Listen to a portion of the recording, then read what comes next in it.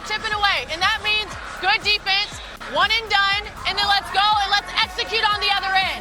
If you don't have the rebound, you got to get back, but we got to communicate. But we're thinking too big right now. Think about what we can do. Let's get within 5 points. 5 points. Come on. Break it down.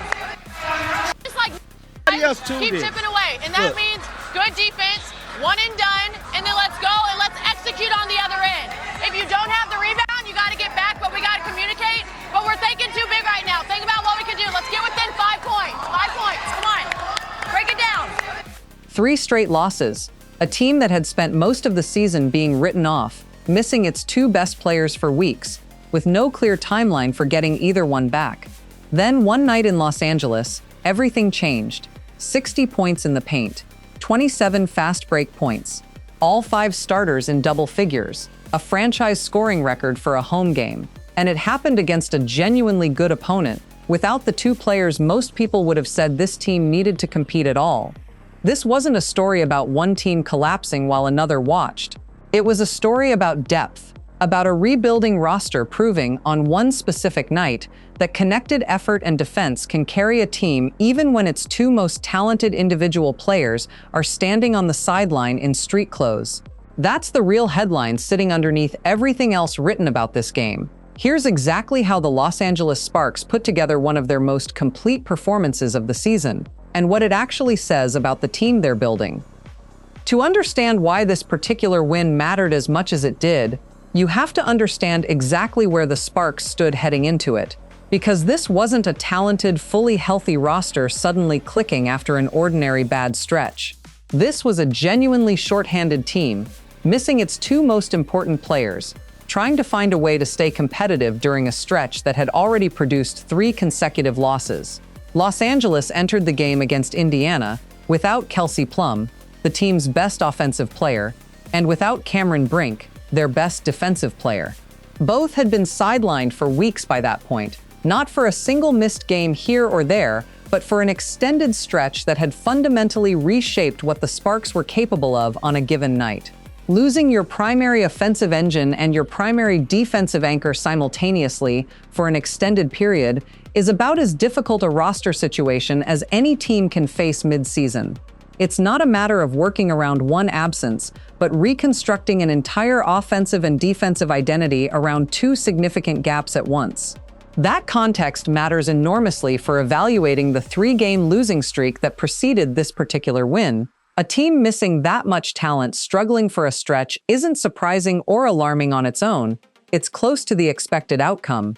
What makes a stretch like that genuinely worth watching closely is how the team responds once it hits a low point, and specifically, whether a roster built primarily around role players and complementary pieces can find a way to generate quality basketball without simply waiting for its stars to return. Head coach Lynne Roberts addressed this exact dynamic directly in her post-game comments, offering a specific and revealing description of where the team had been just 2 days earlier. She referenced the team laying an egg in their previous game on Monday, direct, unvarnished language acknowledging a genuinely poor performance, rather than the kind of softened, diplomatic framing coaches often reach for when discussing a struggling stretch. That kind of directness is worth noting, because it suggests a coaching staff willing to be honest with both the media and, presumably, the team itself about the reality of a difficult stretch, rather than papering over genuine struggles with vague, reassuring language. What Roberts specifically praised in her comments wasn't just the final result against Indiana, it was the response itself, the specific shift from that poor Monday performance to a considerably more connected, purposeful effort just 2 days later. She was explicit that her satisfaction with the win was secondary to her satisfaction with how the team actually played, a distinction that matters for understanding what this particular game represented within the broader arc of the Sparks season. This wasn't framed internally as a stroke of shooting luck or a single good night that happened to align with a struggling opponent. It was framed specifically as evidence of a deliberate, coached response to a difficult stretch, a team making a conscious adjustment in effort, connectivity, and defensive intensity, rather than simply waiting for better shooting luck or the eventual return of its injured stars to solve its problems. That framing connects to a broader challenge every rebuilding or shorthanded roster faces at some point during a long professional season. proving that the team's identity and competitive baseline don't collapse entirely the moment its most talented individual pieces are unavailable. Teams that are genuinely dependent on one or two stars for their entire competitive viability tend to bottom out completely during stretches like the one the Sparks had just been through. 3 straight losses, diminishing morale, and no clear path back to competitive basketball until the missing pieces return. What Los Angeles demonstrated instead, at least on this particular night, was a genuine, coached response built around effort, ball movement, and defensive intensity. Qualities that don't require any single individual star's presence to execute. At a 50, 40, 90 as a team. Man, that's impressive. How impressed were you with, Coach, the bench tonight? Yeah, the bench was great. The scoring doesn't tell the whole story. But I thought they came in and did what they needed to do. And I mean, I could go down the line with Kiana pushing pace, getting us organized, defensively, really doing a good job on Ty Harris or whoever she was guarding. Hit a couple big shots. Peely came in, did a good job. I mean, she hasn't played a game. But that do require real buy-in and connectedness across an entire roster. That's a meaningfully different and considerably more sustainable foundation for competing through a difficult stretch than simply hoping for better luck or an easier upcoming schedule. Understanding this context, a team missing its 2 most important players, coming off a genuinely poor performance just 2 days prior, deliberately emphasizing effort and connectivity as the specific fix, sets up exactly what made the actual game against Indiana such a notable, substantive turnaround, rather than simply a fortunate result against a depleted opponent on a given night. This was a team specifically trying to prove something about its own identity and depth in the middle of a genuinely difficult stretch of the season, and the way that specific game unfolded offered real, substantive evidence that the effort was working. The specific statistical shift that defined this game wasn't subtle or ambiguous. It was dramatic, decisive, and directly tied to exactly the kind of adjustments Roberts described in her post-game comments about effort and connectivity. Los Angeles finished the game with 60 points scored in the paint, compared to just 38 for Indiana. That's not a marginal advantage in one statistical category among many. It's a decisive, defining edge that speaks directly to how thoroughly the Sparks controlled the interior of the game, both offensively and in terms of the transition opportunities that fed much of that paint scoring. Alongside that paint dominance, Los Angeles produced 27 fast break points compared to Indiana's 4, an even more lopsided margin that points directly to a defense generating extra possessions and easy scoring chances through genuine hustle and disruption, rather than simply out-executing a set half-court offense.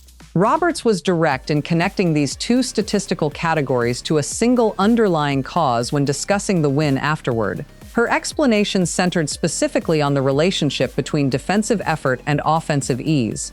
Getting out in transition and generating easy baskets is considerably simpler in her framing than repeatedly having to inbound the ball and execute a set half-court offense against a set defense. That's a meaningful, substantive basketball explanation, not just a generic post-game platitude about playing hard. It reflects a specific, coherent strategy, prioritizing defensive pressure and transition opportunities as the actual engine driving offensive production, rather than relying primarily on half-court execution or individual scoring talent to carry the game. This connects directly to the broader story about the Sparks' response to their 3-game losing streak, a team that had just been criticized, in its own coach's words, for laying an egg.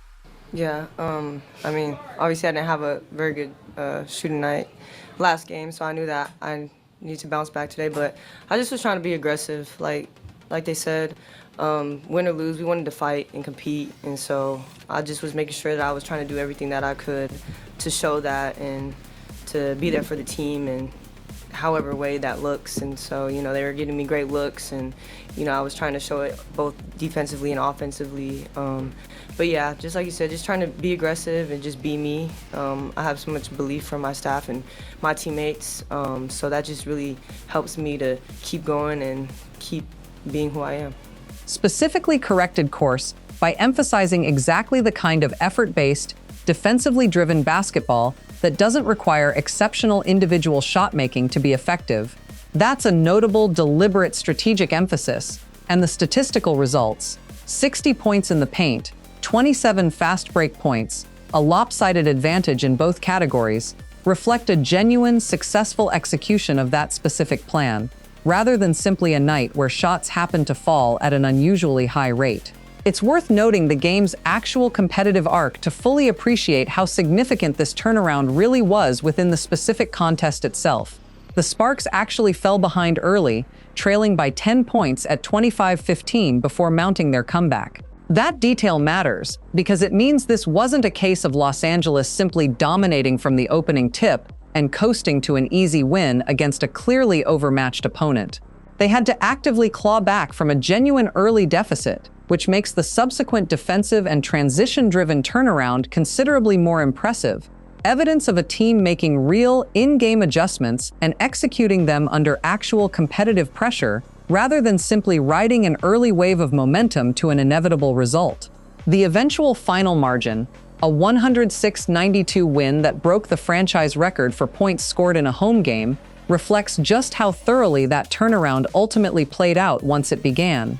Going from a 10-point deficit to setting a franchise scoring record in the same game is a substantial competitive swing, one that speaks directly to the kind of sustained, second-half dominance that separates a team simply having a good offensive night from a team executing a genuinely effective, coordinated defensive and transition-based strategy for the majority of the game's second half. There's also a specific tactical detail worth highlighting from Roberts' own comments about what enabled this turnaround: the team's commitment specifically on the defensive end, which she described as making everything else on the floor considerably easier.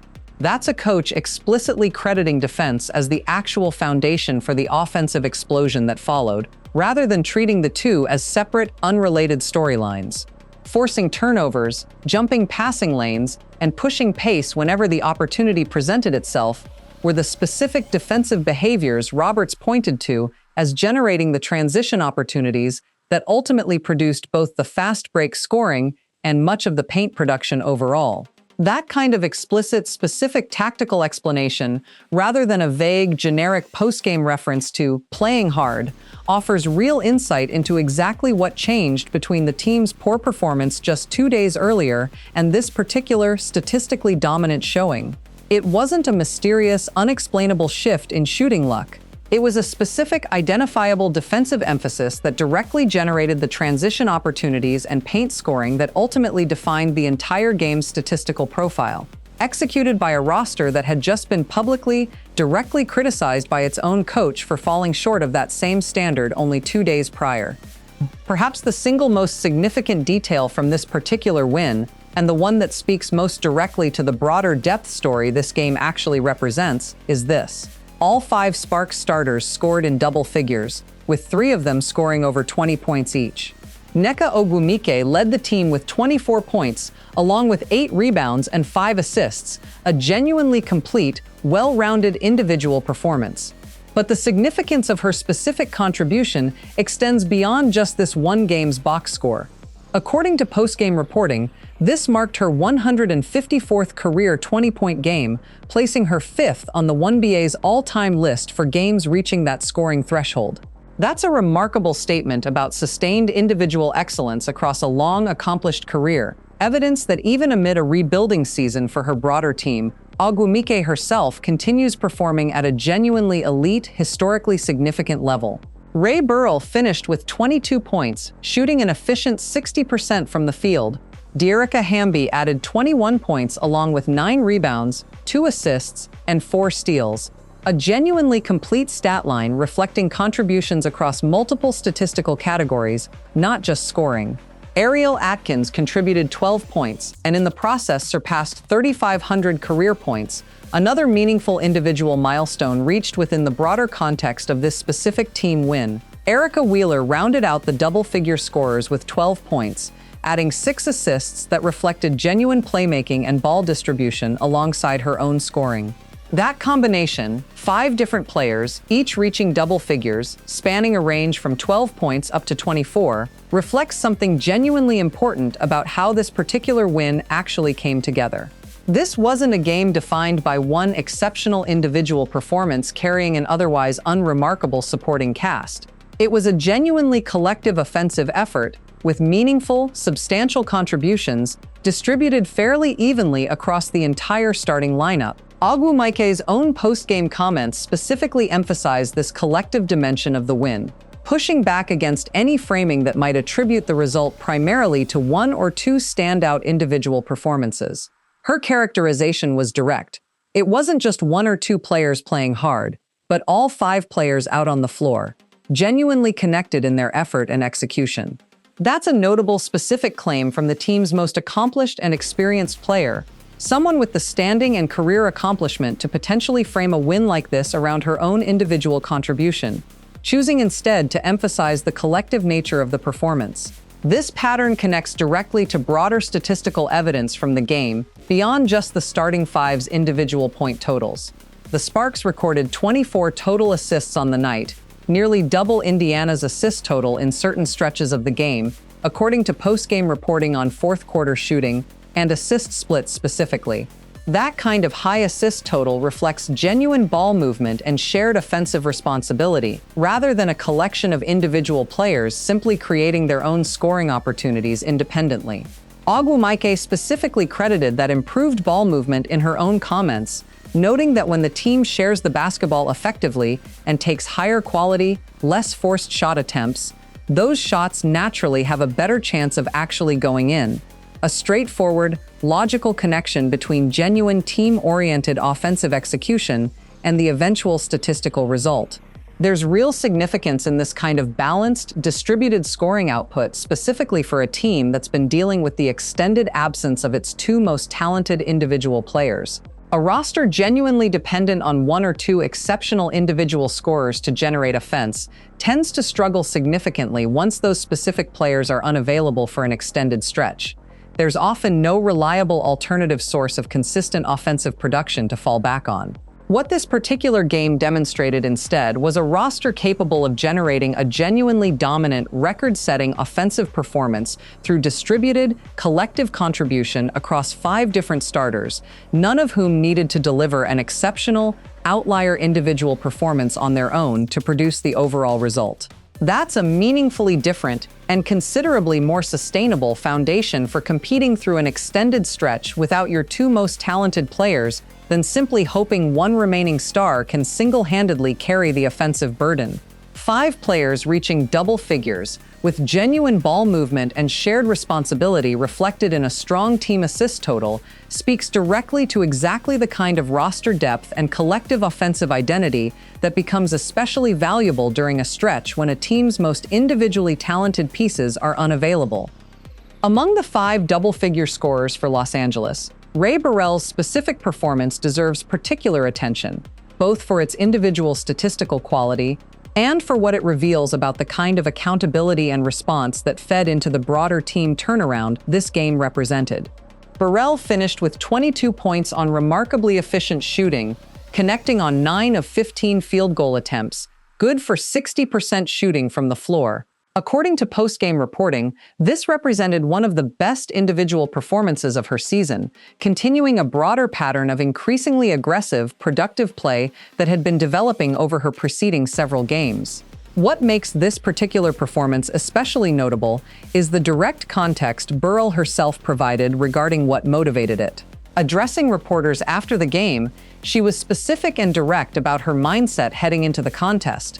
She hadn't shot the ball well in the team's previous game against Seattle, and she'd made a deliberate, conscious decision that she needed to respond and bounce back specifically in this next opportunity.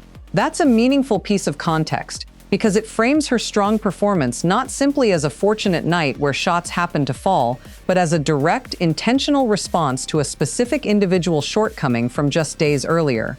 Burrell elaborated further on her specific approach and mindset throughout the game, emphasizing a broader team-oriented philosophy that extended beyond just her own individual scoring. She specifically noted that regardless of the eventual outcome, the team's collective goal was to fight and compete at a high level throughout the contest, and that her own individual aggression on both ends of the floor reflected a deliberate effort to embody that broader team standard, rather than simply focusing on generating her own offensive statistics.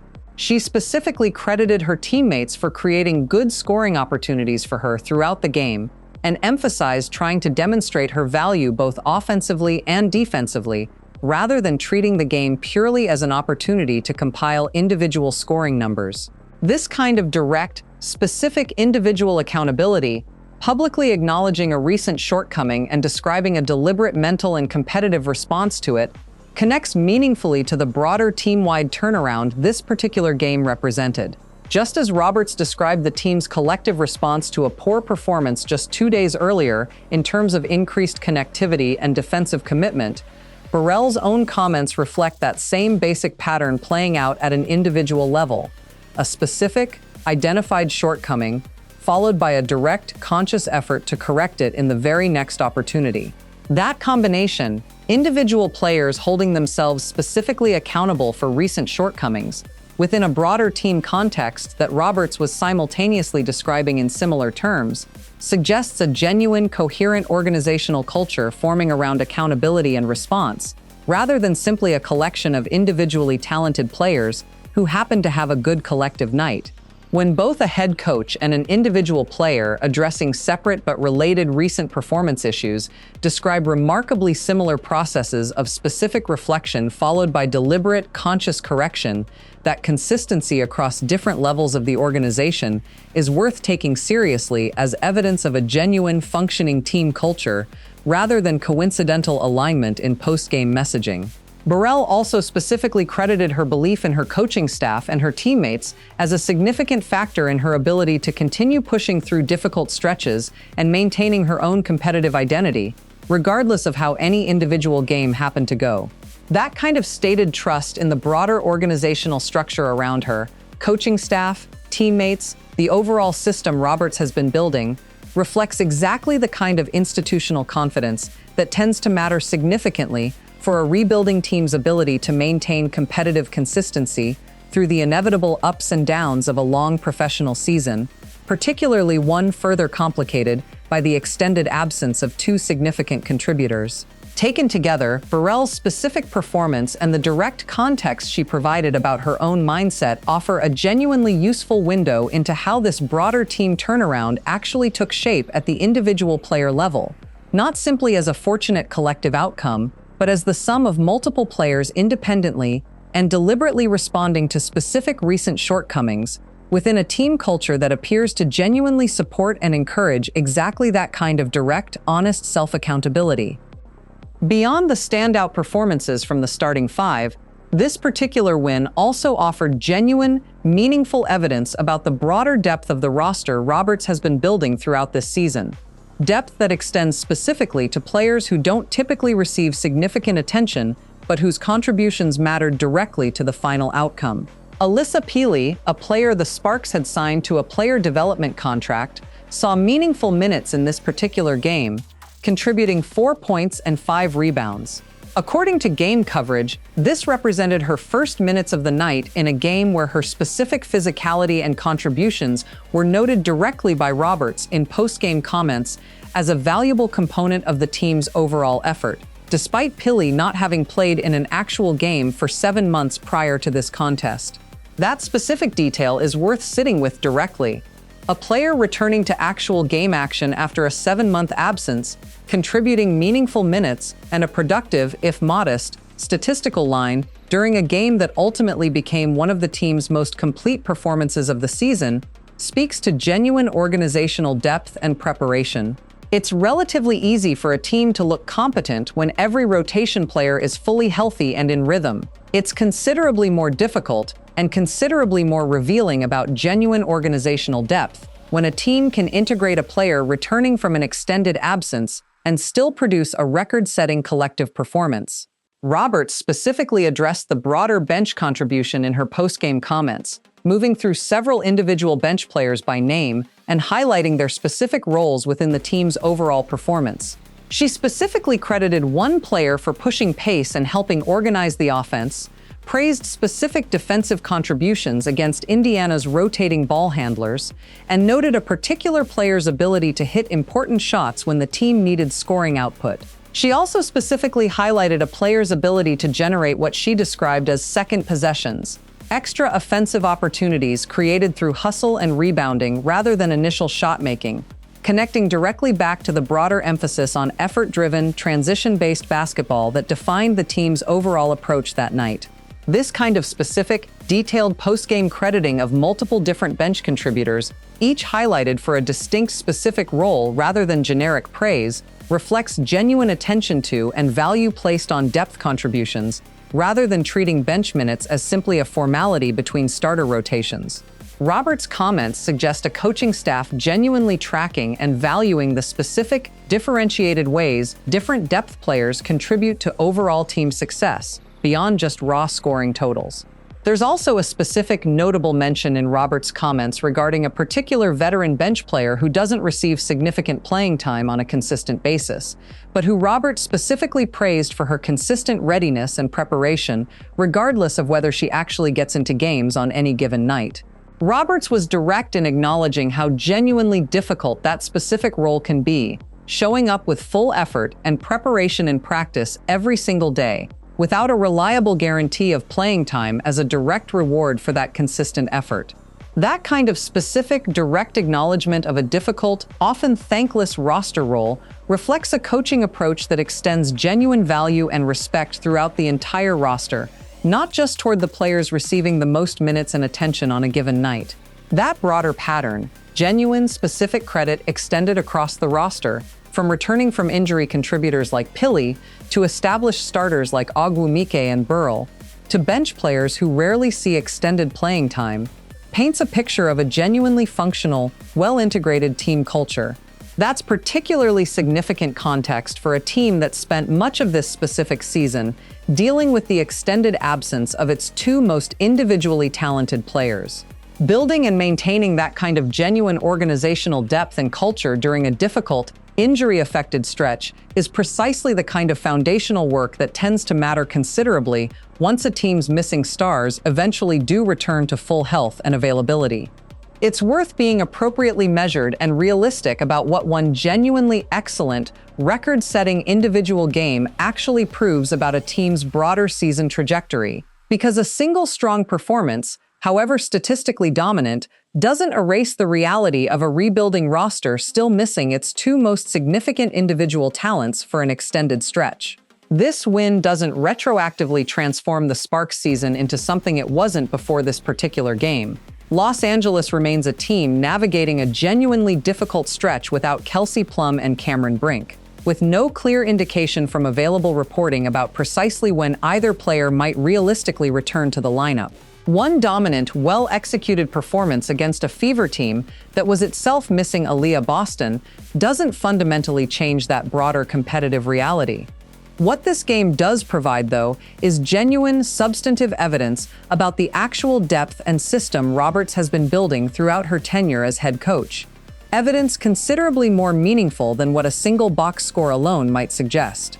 A team capable of producing a franchise record scoring performance with balanced contribution across all 5 starters and meaningful depth contributions from bench players, including one returning from a 7-month absence, while simultaneously missing its 2 most talented individual players, has demonstrated something genuinely significant about its underlying structural depth and coaching system. That distinction between overstating a single game's broader significance and appropriately recognizing what it genuinely reveals about organizational depth matters for accurately understanding where this specific Sparks team actually stands. This game shouldn't be interpreted as proof that the team has definitively solved whatever challenges contributed to its preceding 3-game losing streak, or as evidence that Los Angeles is now positioned to consistently compete at this exact statistical level going forward, particularly once it faces stronger, healthier opponents than a Fever team missing its own starting center. But it does offer legitimate, concrete evidence countering any narrative suggesting the Sparks are simply a fundamentally overmatched team, incapable of competing at a genuinely high level without Plum and Brink specifically on the floor. The specific defensive principles Roberts described, forcing turnovers, pressuring passing lanes, pushing pace whenever opportunities arose, represent a coherent, teachable system that doesn't inherently require exceptional individual talent to execute effectively, provided the full roster commits genuinely to that system's specific defensive and transition-based principles. That's ultimately the more accurate, appropriately calibrated way to understand what this particular win actually represents within the Sparks' broader season. It's genuine evidence of organizational depth, coaching system effectiveness, and roster-wide accountability and buy-in. Real, substantive qualities that matter significantly for a team's ability to remain competitive through difficult stretches, and that will likely continue mattering even after Plum and Brink eventually return to full health. It's not, on its own, proof of some larger, definitive turning point in the team's overall season trajectory, and it shouldn't be overstated as such. Rebuilding teams navigating significant injuries to key players typically experience exactly this kind of uneven trajectory.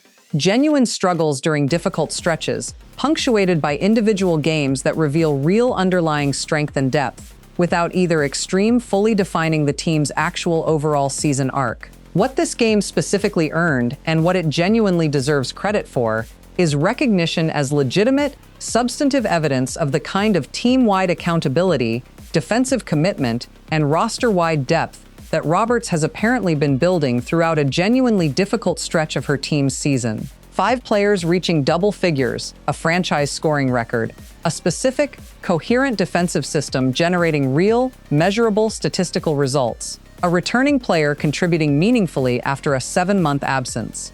Those are concrete, specific accomplishments worth recognizing clearly and accurately, without needing to either dismiss their significance entirely or inflate them into proof of some larger, more dramatic turning point than the evidence actually supports. 60 points in the paint, 27 fast break points, 5 starters in double figures, a franchise scoring record set by a team that was missing its 2 best players and had just been publicly criticized by its own coach 2 days earlier. That's not a story about a rival handing anyone a win or a coaching staff losing control of a game. That's a genuinely shorthanded roster committing to defense, pushing pace, and sharing the basketball, and getting exactly the result that kind of collective effort earns. Nneka Ogwumike's 154th career 20-point game. Rae Burrell bouncing back from a rough shooting night with her best performance of the season. A player returning from 7 months away contributing real minutes. A coach specifically crediting every layer of her roster, not just her stars. None of it guarantees what comes next. Plum and Brink are still out, and one great night doesn't erase a difficult stretch, but it proves something real about the depth Lynne Roberts has been building. Evidence that holds up on its own, without needing anyone else's collapse to make it matter.